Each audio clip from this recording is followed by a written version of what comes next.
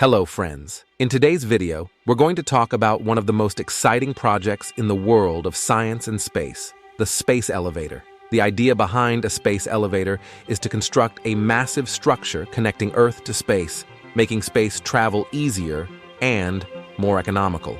But is it really possible? Let's dive into the details and find out. Yes, you heard that right. One of Japan's leading construction companies, Obayashi, plans to build a space elevator by 2050. Founded in 1892, Obayashi is recognized as a global player in the infrastructure and construction sector. The company is known for constructing one of Japan's tallest structures, the Tokyo Skytree.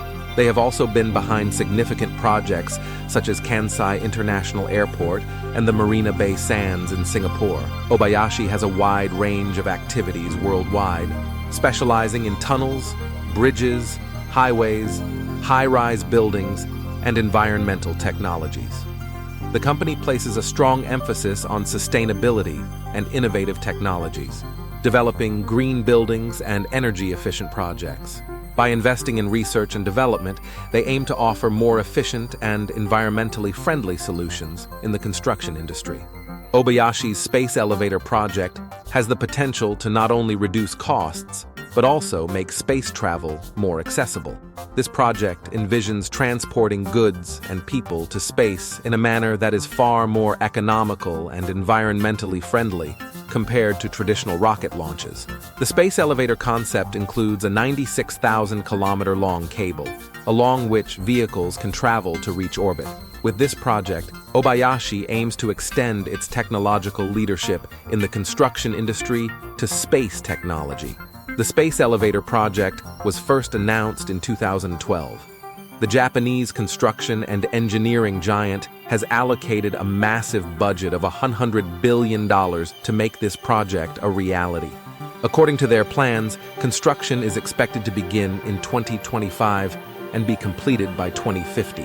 This project aims to establish a continuous transportation link between Earth and space, resembling something straight out of a science fiction movie. One of the architects of this project, Yoji Ishikawa, has a grand vision for it. According to Ishikawa, significant progress has been made since the project began, especially in research and development. Detailed work has been done on the overall design of the space elevator, and substantial efforts have been made to develop the necessary technological infrastructure for its realization. Technically, the space elevator project involves building a cable system that extends from the Earth's surface to a specific orbit in space. The cable is planned to remain stable without being affected by gravity, extending beyond the atmosphere. It will be anchored to a fixed point on the Earth's surface and balanced with a counterweight in space. The elevator, moving along the cable, will transport cargo and passengers from Earth to space using electric motors and magnetic levitation technology. The material used to construct the cable is one of the project's most critical elements. Extremely durable and lightweight materials like carbon nanotubes and graphene will be used.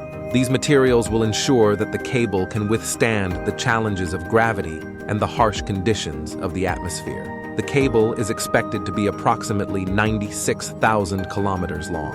Additionally, various international collaborations have been established for this project. Engineers, scientists, and technology experts from around the world have come together to contribute.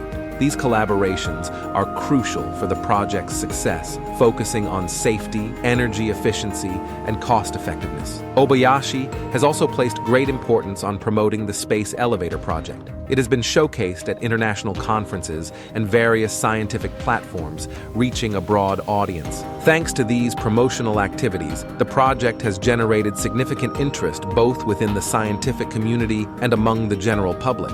This comprehensive and ambitious project aims to make space travel more accessible and bring revolutionary changes to space research once completed.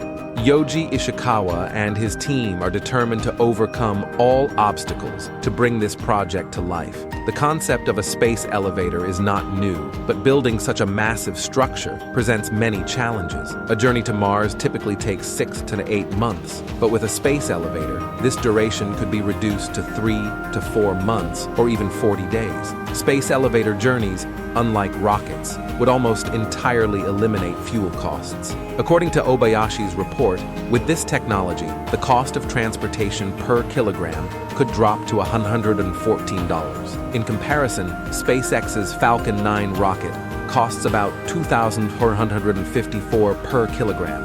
However, it's not just about the cost. The materials used to build the space elevator are a major issue. Currently, there isn't enough steel in the world to construct such a structure.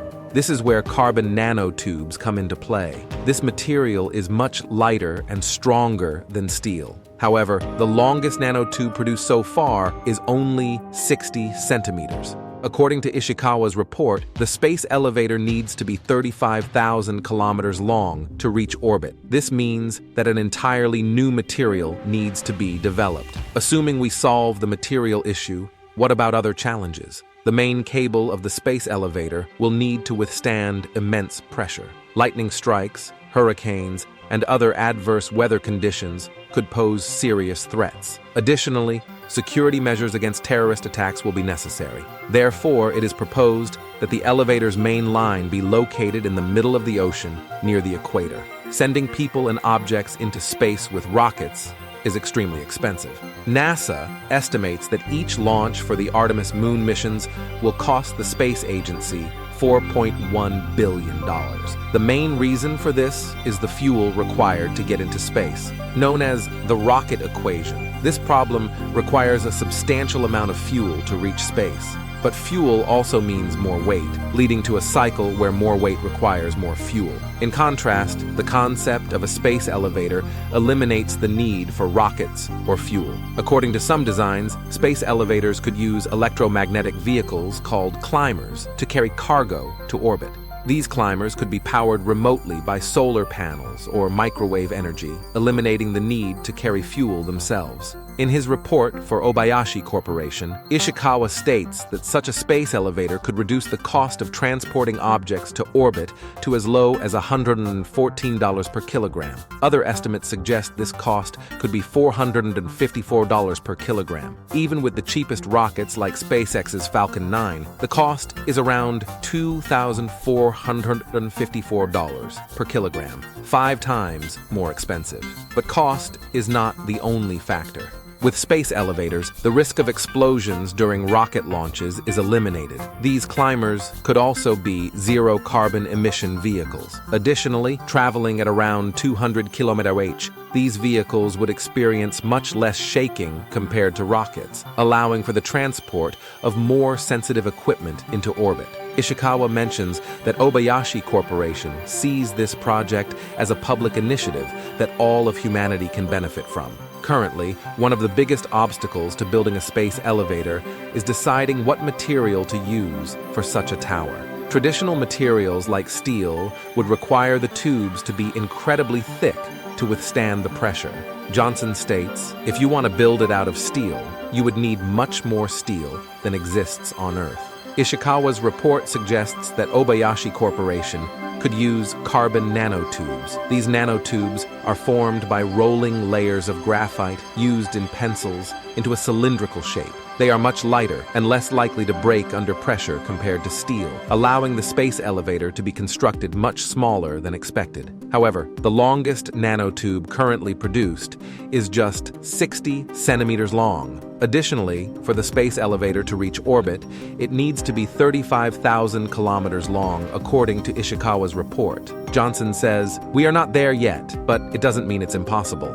Even if a new material is developed to build the space elevator, other problems still need to be solved. The main cable will be under immense pressure and prone to breaking. It could also vaporize if struck by lightning. Tornadoes, heavy rains, and hurricanes must also be considered. Having the base of the main cable on the equator could help it avoid hurricanes, but Johnson believes placing it in the middle of the ocean would be more sensible to prevent terrorist attacks. Overcoming these challenges will require extensive collaborations and participation from various industries, as Obayashi suggests. It will take more than the efforts of a single company or country. It must be a collective effort of all humanity.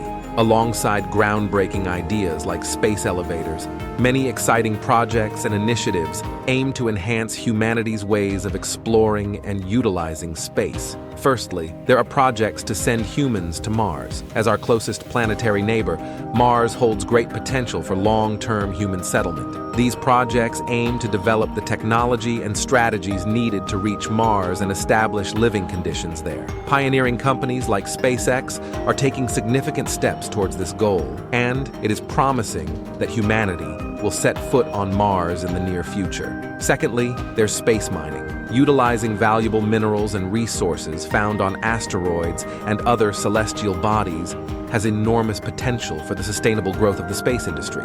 These projects aim to preserve Earth's resources and facilitate economic activities in space. Space mining could enable efficient use of space resources, marking a significant step towards a permanent human presence in space. Finally, space tourism. Commercial space flights and space hotels offer ordinary people the opportunity to explore and experience space. These initiatives contribute to the democratization of space, allowing everyone to expand and explore its boundaries. These projects collectively move humanity closer to realizing its vision of exploring and utilizing space. Space, research, and industry are enhancing our potential to reach new horizons by expanding human limits. Notably, projects to send humans to Mars reflect humanity's desire to expand living spaces in space and establish new settlements. This not only reduces our dependence on Earth, but also offers the chance to utilize the unlimited resources of space. Space mining, on the other hand, opens a new avenue to meet humanity's resource needs. Valuable minerals and resources found on asteroids and other celestial bodies can prevent the depletion of Earth's resources and enable the establishment of a sustainable space economy. Space tourism, too, allows not just professional astronauts but also ordinary people to explore space. Commercial space flights and space hotels provide the opportunity for people to experience the excitement of space exploration, contributing to the democratization of space. With these projects coming together, humanity will have taken a significant step towards exploring space more deeply and establishing a permanent presence in space. To keep up with these exciting developments and more, don't forget to subscribe to our channel and turn on notifications. This way, you'll be notified instantly of our new videos and won't miss any details. See you in the next video. Take care and goodbye.